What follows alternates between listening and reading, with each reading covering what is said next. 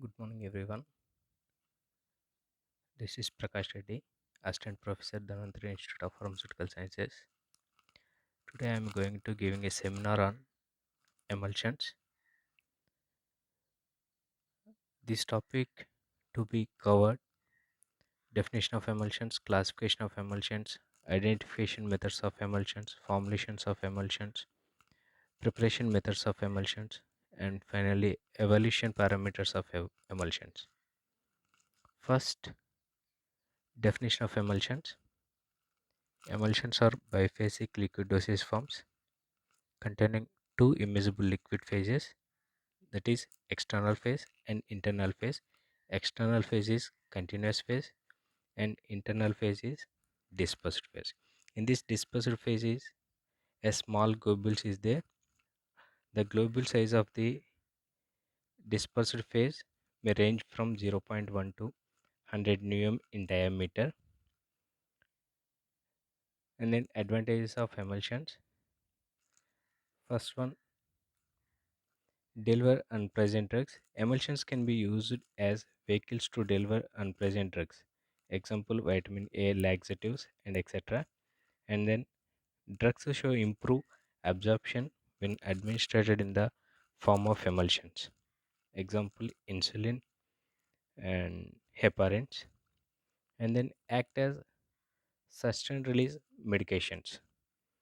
Emulsions act as a sustained release medicaments in case of intermuscular injections of antigenic materials, that's water soluble materials dispersed in mineral oil.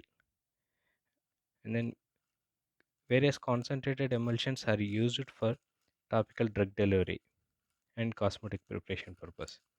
And then disadvantages of emulsions, it's cover unstable in nature. That is, emulsions are unstable in nature. Their phases may separate upon long standing positions. Then preparation of emulsion is very difficult. And next, classification of emulsions. In these emulsions mainly classified into two types based on nature of dispersed phase and based on globule size. First, based on na- nature of dispersed phase, again divided into two types. First one, oil in water type emulsions. Second one, water in oil type emulsions. In this oil in water type emulsions, in which oil is dispersed as small droplets or globules in water, are known as oil in water type emulsion. Example, internal corn oil in water and liquid paraffin in water. There's external uh, benzene and benzyl benzoate.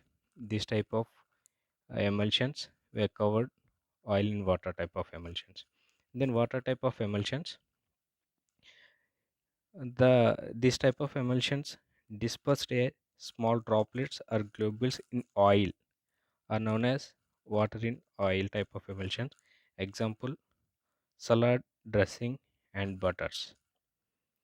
And then based on globule size, again it is divided into two types: microemulsions and fine emulsions.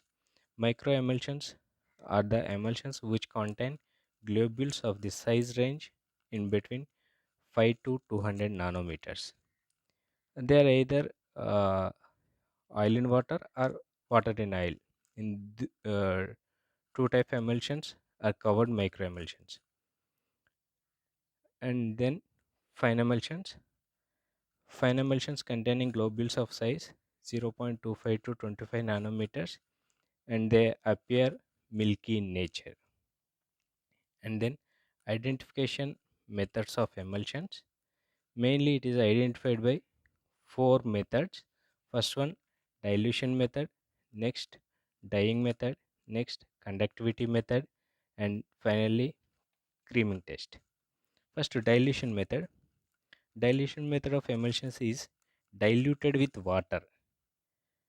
If the emulsion gets entirely mixed with water, then it is said to be oil in water type of emulsion. And If the emulsion does not get mixed with water, then it is said to be water in type of emulsion. And second one, dyeing method.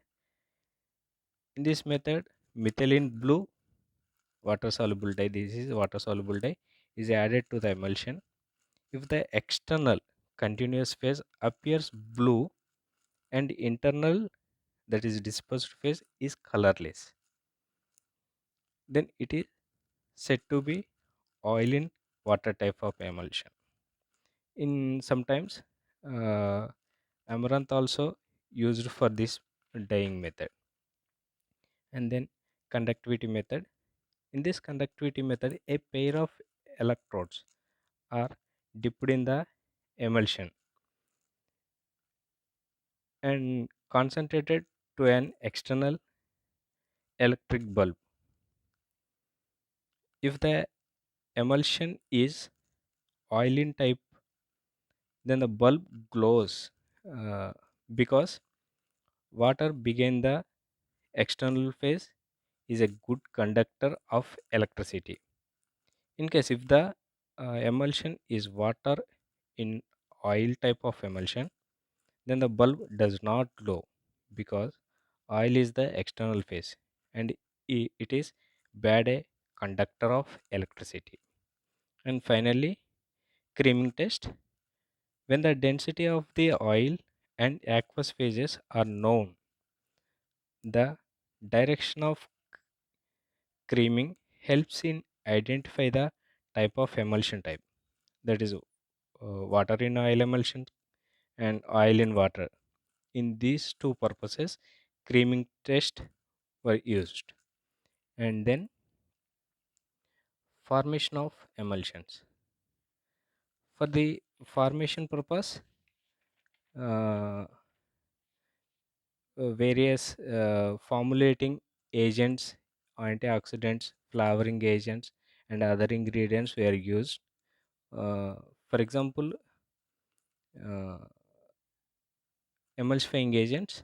Various type of emulsifying agents are used for the preparation formulation of emulsion purpose. In these emulsifying agents decreases the interfacial tension between two immiscible liquids, that's aqueous phase and oil phase, to form a stable emulsion. And then these emulsifying agents classified into three types. First one, natural emulsions. Next, natural emulsifying agents. Next, semi-synthetic emulsifying agents, synthetic emulsifying agents. Natural emulsifying agents are obtained from plant and animal sources. Example, acacia, agar, pectin, starch. And semi-synthetic uh, emulsifying agents, they are used to primary emulsifying agents as well as emulsion stabilizers. Example, methylene cellulose, sodium carboxymethyl cellulose. And third one, synthetic emulsifying agents. Uh, in these synthetic emulsifying agents are known as surfactants. In these synthetic emulsifying agents, these are the classified into three types. Just simply anions, cationic, uh, and non-ionic. For example, amine soaps are the under the anionic category, and uh, cetrimide are the cationic category, and uh, glycerol, cetyl alcohol. These types are non-ionic surfactants type. And then antioxidants. Antioxidants are the emulsifying agents, just like emulsifying agents, for the susceptibility to oxidation. When the emulsions are stored, in some cases, emulsions may be oxidized by bacterial enzymes. In that time, uh, prevent the oxidation uh, purpose, we are using antioxidants. And then flavoring agents. Flavoring agents are added to the emulsions to mask the bad odor, bad smell if the of the emulsifying agents. And then other ingredients, various ingredients are used. That is inorganic salts, alcoholic solutions, insoluble substances. And then preparation of emulsions. For the preparation of emulsions or an emulsion, uh, the selection of appropriate aqueous phase, oil phase, and emulsifying agents is very important. Appropriate selection is the very important, and aqueous phase, oil phase, emulsifying agents very important key roles of the preparation of emulsions. In these emulsions, uh, prepared by the two methods. There is the small scale preparations and large scale preparations. For the small scale preparations, uh, just simply you taken a mortar and pestle and in various ingredients you taken and then added one by one, and then you prepare the emulsions. Uh, in this preparation, we are explain the step by step. First, segregate the oil soluble and water soluble ingredients, then dissolve the emulsifying agent and oil soluble substances in oil, and if in case if required, you heated the mixtures. Heat the mixture to a maximum of 70 to 80 degrees Celsius, and then add the water mixture to the oil mixture with continuous agitation. Then dissolve salts and acids in water and add to the emulsion at room temperature and mix it. Then transfer into a measuring cylinder. If any adjustment is required, adjust the volume using dispersion medium and pack it. In this packed material, only we are using narrow mouthed bottles only. And then large scale preparations. Same, the large scale preparation steps also followed in the uh, small scale purpose only, because same steps we are using large scale preparation and small scale preparations is equal. Only a small difference is there, that is only small uh, difference is there, that is in large scale preparation the oil and water phases are heated in separate tanks, and then one phase is added, that is aqueous phase or oil phase. One phase is added to the other phase with constant hesitation. And then finally, important one, important question in your exams: evolution of emulsions. uh, Evolution of emulsions, mainly four methods or four tests you perform it. First one, globule size analysis method. Next, microscopic method. Next, accelerated stability method. Next, irradiation method. First, globule size analysis method. The size of the globules increases over a long storage period, which ultimately causes collagens. Hence, uh, globule size should be small to prevent collagen spur. In this, globule size is determined by again three methods. First one, counter current method, microscopic method, and laser diffraction sizing method. First, counter current method. In this method, particle diameter and frequency of globules per ml are determined. And then microscopic method. In this method, the diameter of the globule is measured under a microscope. Next, to laser diffraction sizing method. In this method, size of the globules is determined using laser diffraction.